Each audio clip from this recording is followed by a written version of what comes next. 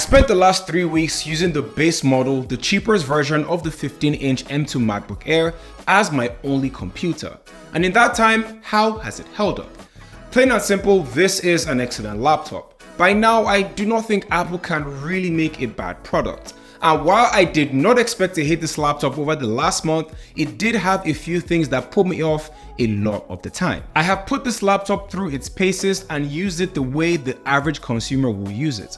Watching TV shows and movies, writing articles, video editing, and using Google Chrome. And while I could easily just do the tech YouTuber thing and throw benchmark scores at you, I realized the people that will buy this laptop are not really concerned with that.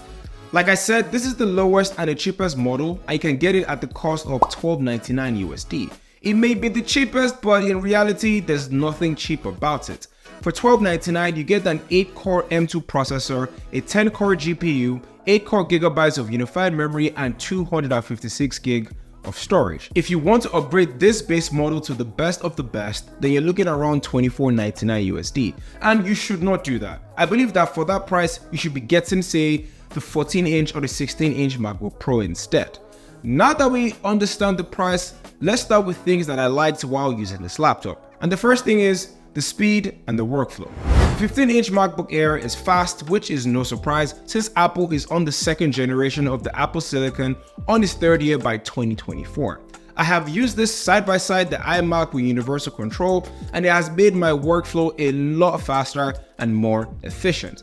I mean, yeah, you can do that with any Apple Silicon laptop if I'm being honest, but this is just a different gravy. Compared to previous laptops, it just feels 2 times faster, and not just for regular work, but for content creation. Easily, a person can use this as their sole computer to edit videos or edit pictures, and it will hold up very well. It also is very quiet even though it has no fan, which is a plus. It has outstanding battery life and gives you flexibility to work around without being close to an outlet, thus raising the question of overheating. Down to its core, every device has the potential to overheat in the worst of its condition. The 15-inch MacBook is no exception. However, like I said, I use this as the average consumer would, so doing various benchmark tests over and over again, trying to make it throttle is not necessarily practical. I'm sure there are other channels that are dedicated to that, so you can definitely watch that instead.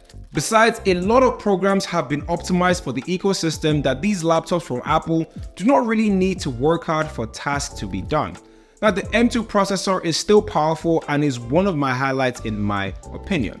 And this brings me to the things that I didn't really like. Once I started opening a lot of tabs because I have no self-control in Chrome, plus other apps, it began to show why that 8 gig of memory is not it. Now, a lot of websites are programs that will be active in your background and they take a lot of memory. So if you're getting the base model like I did, you can't have too many tabs open. Now, in the nearest future with Apple laptops, 16 gig of memory and 512 gigabytes of storage will be the ideal situation.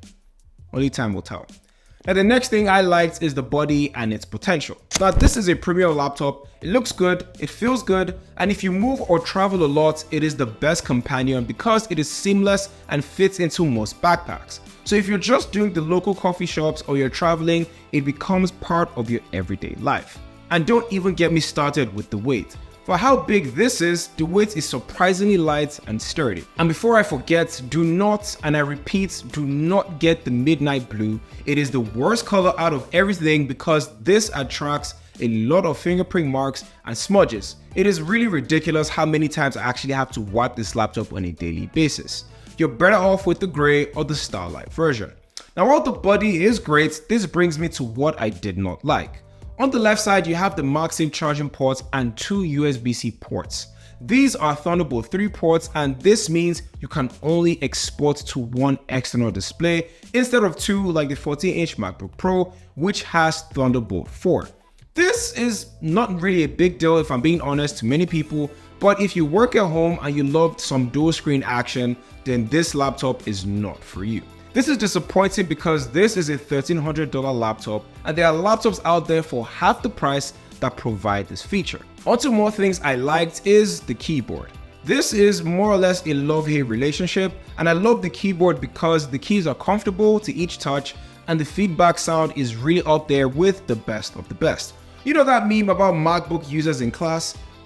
Yes, this is the exact same sound. Now I hate it because the space and size compared to the 13-inch is vastly different. With the 13-inch, I can type easily with minimal errors, but with the 15-inch laptop, it's more spaced out and I make a lot of mistakes. This is probably a problem that is tailored just to me, but if you recently switched from the 13-inch to the 15-inch, let me know down in the comments your experience, or maybe I'm just going crazy. Below the keyboard are the 6 Farray speakers compared to the 4 on the 13-inch laptop.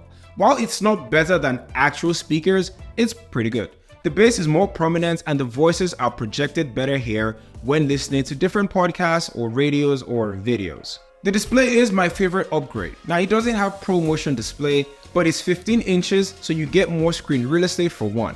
Plus, having 500 nits of brightness is a sweet spot for using this laptop indoors and outdoors. Now it might look like it's a little, but that extra brightness goes a long way, especially with the peak of summer. Now the notch is still there, it's ugly, it's unnecessary in my opinion, but it does go unnoticed after a while. And finally, we have the battery life, which has been great.